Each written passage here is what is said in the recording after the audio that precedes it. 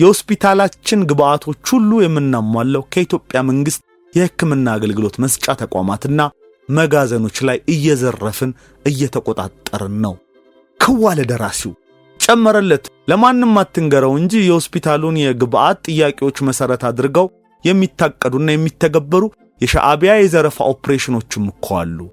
ያለነዚያ ይሁሉ የገነባነው ታላቅ ሰብአዊ አገልግሎት ፉርሽ ነው የሚሆነው እና ግንባር ካሉት ተዋጊዎቻችን ጋር የተናበብን ነው የምንሰራው ብሎ ትርፍ።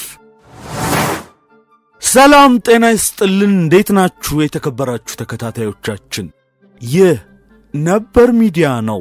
በነበር ሚዲያ ለዛሬያችን ፋይዳ ያላቸው ታሪኮችን እንጨዋወታለን። ኤርትራ የነጻነት ቀኔ ነው እያለች ግንቦት 16 የምታከብረው ዕለት ኢትዮጵያ ቅኝ ገዢ የነበረች በማለት ነው። ይህን ሐሳብ የሚቃወሙት ደግሞ ከአውሮፓዊ ኃይል ውጪ ቅኝ ገዢ ተብላ የተከሰሰች ብቸኛ ሀገር ኢትዮጵያ ነች። ኤርትራ ከናት ሀገሯ ከኢትዮጵያ ተገነጠለች እንጂ የነጻነት የሚባል ቀን ኤርትራ የላትም ይላሉ። እኛ ደግሞ በይህም ነበር መሰናዷችን ስለ ኤርትራ መሄድ የተለያዩ ሐሳቦችን እያነሳን ከናንተ ጋር እንጨዋወታለን።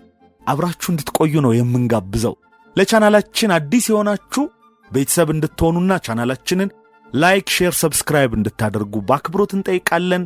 እስከ ፕሮግራማችን ፍጻሜ መልካም ጊዜ።